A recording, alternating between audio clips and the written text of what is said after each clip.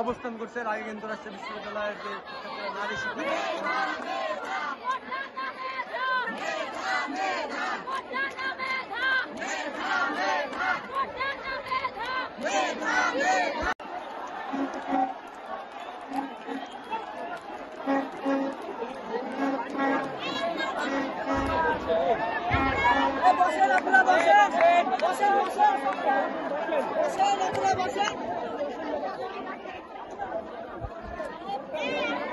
বসেন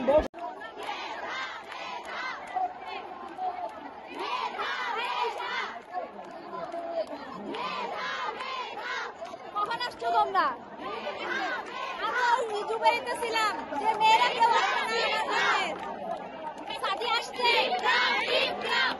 সাথী আসছে